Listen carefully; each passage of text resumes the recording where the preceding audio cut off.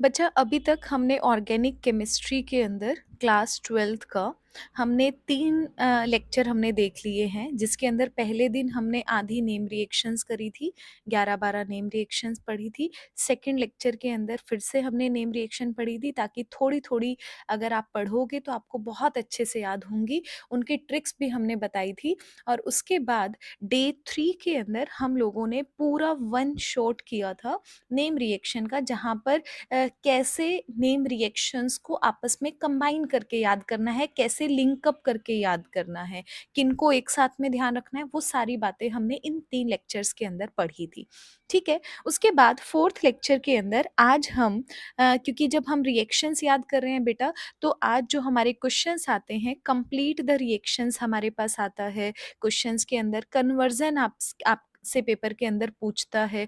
ठीक है? तो ये जो क्वेश्चंस आपसे पूछे जाते हैं, उसकी लिए आपको क्या चीज़ें हैं जो पढ़नी पड़ेंगी, उसके लिए कुछ रिएक्शंस है बेटा, कैसे रिएजेंट्स काम करते हैं। तो वन बाय वन आराम से 3 लेक्चर हैं, इसके ऊपर जाएँगे, वो आपको बड़े ध्यान से समझने हैं। Very, very, very important lecture है बेटा। मैं आपको रोड मैप के हेल्प से उन चीज़ों को याद कराऊँगी, तो जब-जब कराऊँगी बेटा, आपको कम से कम 2 बार लिख कर बहुत अच्छे से प्रैक्टिस करनी है। अगर आपने इन लेक्चर्स को देख लिया ना, मतलब ये अगर आपने पहले 6 लेक्चर्स को बहुत अच्छे से साथ की साथ, क्योंकि मैं धीरे-धीरे करा रही हूँ ताकि आप बहुत परफेक्टली मतलब बहुत हड़बड़ी ना हो, किसी भी तरह का कन्फ्यूज़न आपको ना लगे, आप ईज़िली स्कोर कर सको बहुत अच्छा। ठीक है? तो डेली की प्रैक्टिस करनी है बेटा, बहुत इम्पोर्टेंट है। अगर ये आप लोगों ने कर लिया, तो इसका मतलब ये मानो उसके लिए आपके पास बहुत ईज़ी लगेंगी, चाहे आपका नेम रिएक्शन से क्वेश्चन आए, चाहे आपके पास किसी भी तरह का क्वेश्चन आए, कंप्लीट द रिएक्शन आए, या आपके पास कन्वर्जन्स आए, घुमा-फिरा के जैसे भी क्वेश्चन पूछेगा, मतलब ये मान के चलो, अगर 30 नंबर के अगर आपसे ऑर्गेनिक पूछी जा रही है, उसमें से आराम से 15 नंबर आपके, 15 से 18 नंबर आपके यहीं पर कन्फर्म हो जाते हैं। ठीक है? इसके सिवाय फिर हम लोग डिस्टिंग्विश टेस्ट वगैरह हैं, हमारे पास मैकेनिज़्म है। अगर ये बहुत ईज़ी है बेटा, लेक्चर के अंदर आपका पूरा कवर हो जाता है। साथ में रीज़निंग क्वेश्चंस हैं, कुछ ऑर्डर हैं, ये 4 टॉपिक्स हैं हमारे पास रह जाएँगे। ठीक है? तो सबसे टिपिकल टॉपिक्स हैं जो हमारे स्टार्टिंग में है, टिपिकल नहीं है, टिपिकल सिर्फ़ तभी तक है जब तक आपने प्रैक्टिस नहीं करी। ठीक है? तो बिना टाइम वेस्ट करे हम लोग स्टार्ट करते हैं। देखो पहले बेटा, सबसे पहला रोड मैप जब भी आप बात करेंगे, आपके पास इस रोड मैप के अंदर आप सिंपल देखो, डाइज़ोनियम सोल्ट आप सबने पढ़ा है। ठीक है? डाइज़ोनियम सोल्ट क्या होता है? N2 पॉज़िटिव, Cl नेगेटिव आपके पास है। यहाँ से एक क्वेश्चन पक्का पेपर के अंदर पूछता है। ठीक है? अब डाइज़ोनियम सोल्ट से क्या-क्या अलग-अलग चीज़ें बन सकती हैं, वेरी इंपॉर्टेंट है, ध्यान से आपको देखना है बेटा।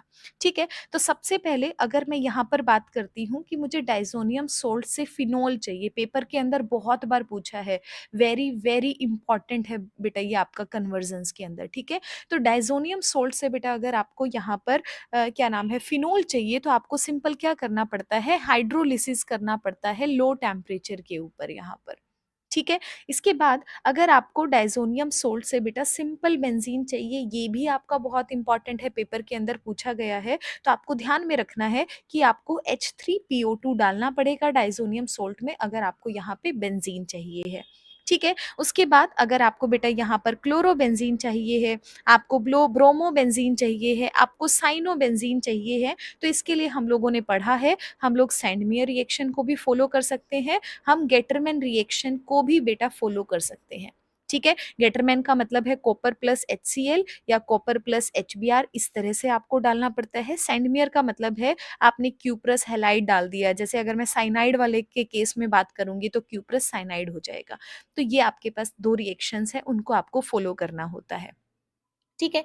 इसके बाद अगर बेटा आपको आइडोबेंज़ीन चाहिए है, यहाँ से आपको आइडोबेंज़ीन चाहिए है बेटा, तो आप क्या करोगे, सिंपल KI का यूज़ करोगे, आपको आइडोबेंज़ीन यहाँ पर मिल जाएगी। अगर आपको फ्लोरोबेंज़ीन चाहिए है, तो हमने रिएक्शन को पढ़ा था फ्लोरोबेंज़ीन के लिए, आपके पास कौन-सी रिएक्शन थी बेटा, बाल-शीमन रिएक्शन आपके पास है, उस बाल-शीमन रिएक्शन का यूज़ करके आप क्या कर सकते हो, फ्लोरोबेंज़ीन बना सकते हो। कैसे बनाते थे? हम पहले HBF4 के साथ रिएक्शन कराते थे, हीट करते थे, NaNO2 प्लस में HbF4 के साथ प्रेजेंस में बेटा रिएक्शन करते थे पहले स्टेप के अंदर, सेकंड स्टेप में थोड़ा सा हीट कर देते थे, फाइनली आपको फ्लोरोबेंजीन मिल जाता था बेंजीन डाइजोनियम सोल्ट से।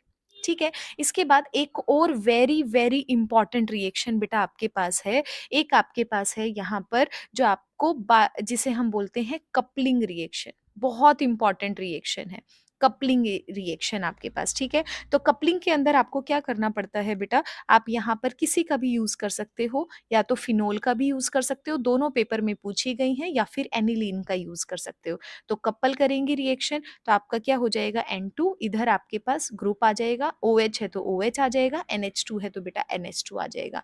मतलब क्या बन रहा है आपके पास, एजोडाई आपके पास यहाँ पर बन रही है।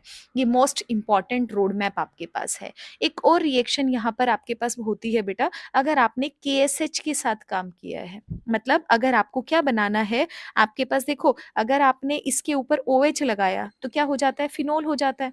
अब मैंने क्या किया, OH को हटाकर यहाँ पर सल्फर लगा दिया, तो सल्फर के लिए थायो यूज करते हैं ना, तो इसका नाम क्या हो जाएगा, थायोफिनोल आपके पास हो जाएगा। ठीक है। तो आप इसका स्क्रीनशॉट ले लो बेटा, पहला रोड मैप है ये आपके पास, ये रोड मैप डाइजोनियम सोल्ट से है जो बहुत इंपॉर्टेंट आपके पास रोल प्ले करता है। ठीक है, सभी को अपनी कॉपी के अंदर लिखना है। अब क्या चीजें हैं जो मोस्ट इंपॉर्टेंट है जो आपको ध्यान में रखना है, पहला बाल शीमन रिएक्शन आपको ध्यान में रखना है बेटा, आइडोबेंजीन कैसे मिला है, सिंपल KI आपको डालना है, कंप्लीट द रिएक्शन के अंदर क्वेश्चन आ चुका है यहाँ से। आपने बेंजीन कैसे बनाई है, H3PO2 आपने डाला है, आपने फिनोल कैसे बनाया बेटा, हाइड्रोलिसिस करके किया है, और कपलिंग रिएक्शन आपके पास है, मोस्ट इंपॉर्टेंट है, और नेम रिएक्शंस के अंदर सैंडमेयर या गेटरमैन रिएक्शन भी आपके पास इंपॉर्टेंट है। मतलब अगर आप थायोफिनोल यहाँ पर 1% के लिए आप छोड़ सकते हो बेटा, वरना कोई भी आपको रिएक्शन है वो यहाँ से नहीं छोड़नी है। क्लियर है, अभी तक आपको ये चीजें तो रट गई होंगी, क्योंकि आप लोगों ने बहुत बार इस वाली मिड टर्म के अंदर भी आप लोगों ने इस टॉपिक को बहुत अच्छे से कवर किया है, थोड़ा सा ऑर्गेनिक का हमारे पास पोर्शन था। ठीक है। अब देखो आगे बढ़ने से पहले, अगले रोड मैप को समझने से पहले आपको रेजोनेंस को समझना पड़ेगा। आपने 11th के अंदर पढ़ा है बेटा, रेजोनेंस दो तरह के होते हैं, एक आपके पास होता है पॉजिटिव रेजोनेंस, एक आपके पास होता है नेगेटिव रेजोनेंस। पॉजिटिव का मतलब है जहां पर +R इफेक्ट आपको देखने को मिलता है, नेगेटिव का मतलब है जहां पर -R इफेक्ट आपके पास होता है। ठीक है। अब कौन ऐसे आपके पास सब्स्टिट्यूएंट्स हैं, कौन से ऐसे ग्रुप है बेटा जो +R को शो करते हैं। अब +R के लिए जैसे आपके पास हेलोजेंस हैं आपके पास, ठीक है, इलेक्ट्रॉन डोनेटिंग ग्रुप बेसिकली आपके पास जो होते हैं बेटा वो +R को शो करते हैं।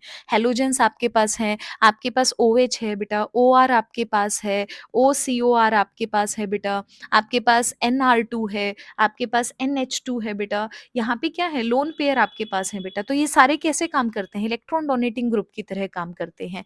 तो ये आपके पास क्या होंगे, +R इफेक्ट को शो करेंगे। मतलब इसका मतलब क्या होगा कि ये ग्रुप जो आपके पास होते हैं वो ऑर्थो पैरा डायरेक्टिंग ग्रुप आपके पास होते हैं। वेरी इंपॉर्टेंट रिएक्शंस के अंदर यूज आता है बेटा, कि अगर ये ग्रुप लगा दिए जाते हैं, मान लिया OH लगा दिया, तो आपको ब्रोमिनेशन कराना है, सल्फोनेशन कराना है, तो कहाँ पर होगा, ऑर्थो और पैरा पोजीशन पर होगा। तो आपको ध्यान में रखने हैं जो इलेक्ट्रॉन डोनेटिंग ग्रुप आपके पास हैं +R इफेक्ट वाले बेटा, वो आपके पास ऑर्थो पैरा डायरेक्टिंग आपके पास होते हैं। अब -R की अगर हम बेटा बात करते हैं, -R के अंदर जैसे आपके पास NO2 आपके पास आ गया, COOH है, मतलब जो इलेक्ट्रॉन विड्रॉइंग ग्रुप आपके पास बेसिकली आपके पास है बेटा, काम करते हैं, CN आपके पास है बेटा। तो ये सारे के सारे कैसे होते हैं, मेटा डायरेक्टिंग ग्रुप आपके पास होते हैं। मोस्ट इंपॉर्टेंट लेक्चर है आपके पास। ठीक है, ये यहाँ पर दो रोड मैप की बात कर रहे हैं बेटा। तो अब हम चलते हैं अपने सेकंड रोड मैप को, थोड़ा सा नीचे की तरफ चलेंगे ताकि हमारा रोड मैप बहुत अच्छे से बनकर तैयार हो जाए। देखो बेटा, अगला जो हम रोड मैप पढ़ेंगे, हमारे पास रोड मैप है, हमारे पास सेकंड रोड मैप है बेटा। ठीक है। अब देखो ये कहाँ से शुरू करेंगे, इसको हम बेंजीन से शुरू करेंगे, मोस्ट इंपॉर्टेंट है, ध्यान से देखिएगा। ये आपके पास बेंजीन है बेटा। अब बेंजीन से अलग अलग चीजें बनाएंगे। ठीक है, कैसे बनाएंगे, बेंजीन से मुझे क्या चाहिए, टोलीन चाहिए है, ये मेरे पास CH3 हो गया, इसे मैं क्या बोलूंगी बेटा, टोलीन चाहिए। कैसे बनेगा अभी बात करेंगे। ठीक है, आपको बेंजीन से क्या चाहिए, आपको यहाँ पर बेंजीन से क्लोरोबेंजीन चाहिए। ठीक है, बेंजीन से क्लोरोबेंजीन आपके पास चाहिए, आपको यहीं से बेटा क्या चाहिए, आपको यहाँ पर नाइट्रोबेंजीन चाहिए, NO2 आपके पास है। ठीक है? आपके पास क्या है, अगर आपने यहाँ पे NO2 की जगह सल्फोनेशन कराया तो क्या बनेगा? SO3H आपके पास बनेगा बेटा। कैसे बनेगा? उसकी बात करेंगे हम लोग, ठीक है? अगर CH3 है तो मतलब फ्रीडल क्राफ्ट एल्काइलेशन होता है, तो यहाँ पर असाइलेशन की भी बात कर लेंगे, तो क्या हो जाएगा? COCH3 ग्रुप आपके पास हो जाएगा बेटा, ठीक है? तो इनकी बात करेंगे कि ये जो 5 ग्रुप आपने डाले हैं वो कैसे बनेंगे। तो पहली बात, बेंजीन के अंदर बेटा आर ग्रुप आपने इंट्रोड्यूस किया है, तो रिएक्शन का नाम ध्यान में रखो, फ्रीडल क्राफ्ट एल्काइलेशन रिएक्शन बेटा हमने पढ़ी थी, वही आपको यहाँ पे यूज करनी है।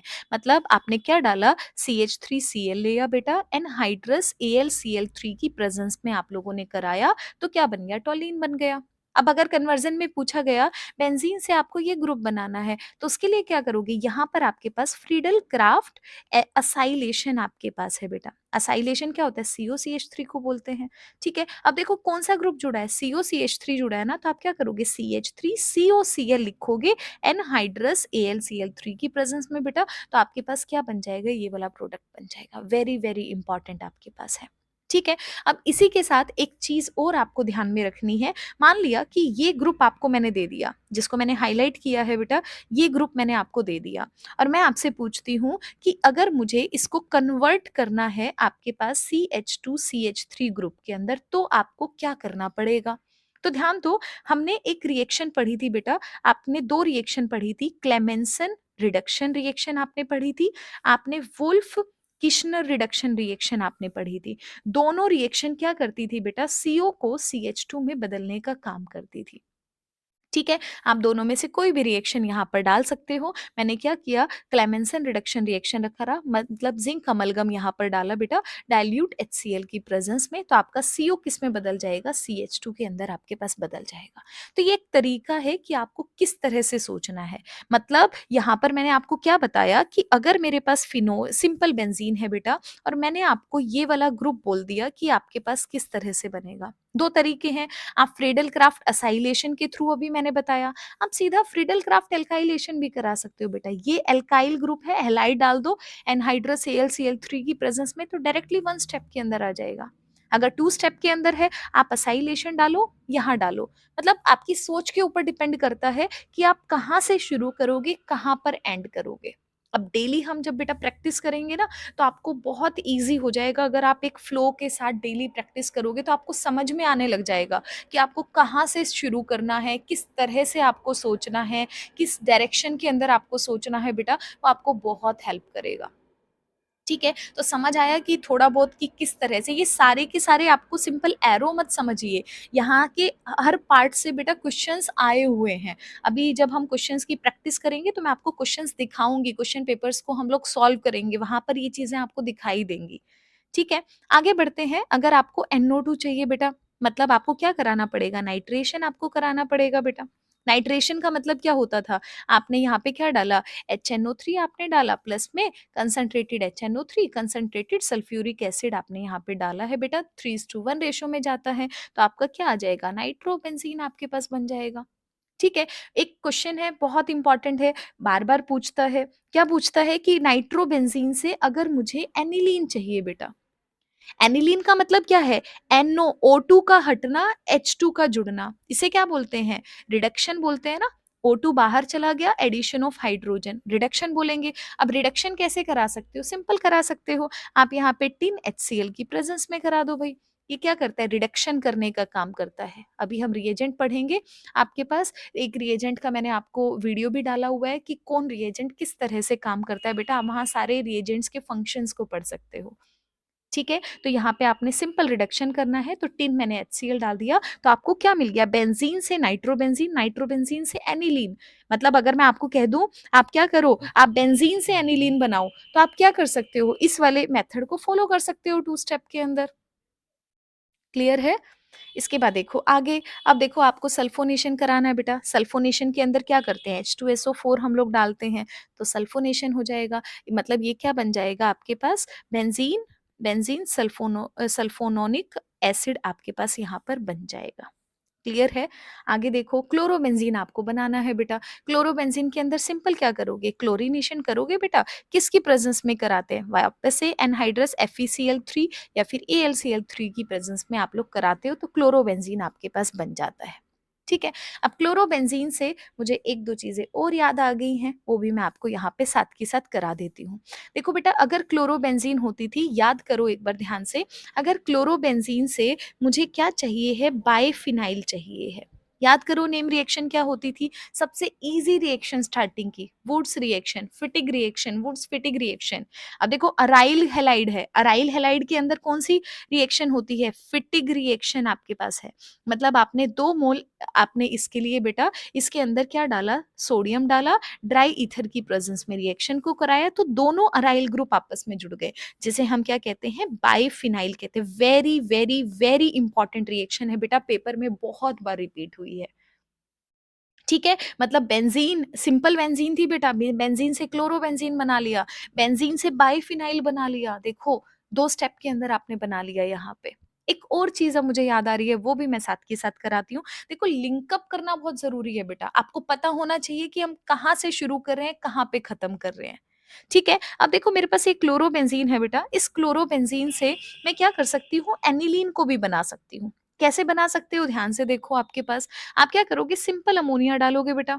किसकी? CuO की प्रेज़ेंस के अंदर, क्यूप्रस ऑक्साइड की प्रेज़ेंस के अंदर बेटा आप क्या करोगे? इसमें ऐड करोगे, Cu2O ऐड करोगे तो आपके पास क्या बन जाएगा? एनिलीन आपके पास बन जाएगा। तो ये रोड मैप है जो आपको ध्यान में रखना ही रखना है। इसी के साथ अगर क्लोरोबेंज़ीन से अगर मैं एक और कर लो, जब इतनी बात कर ली है तो हम फिनोल की भी बात कर लेते हैं बेटा।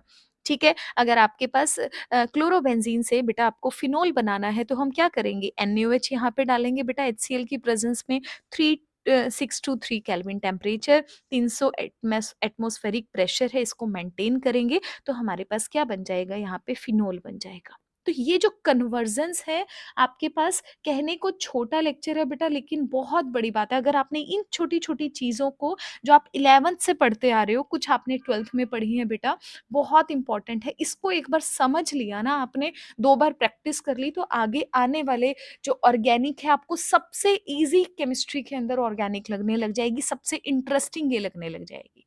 तो आप इसको एक बार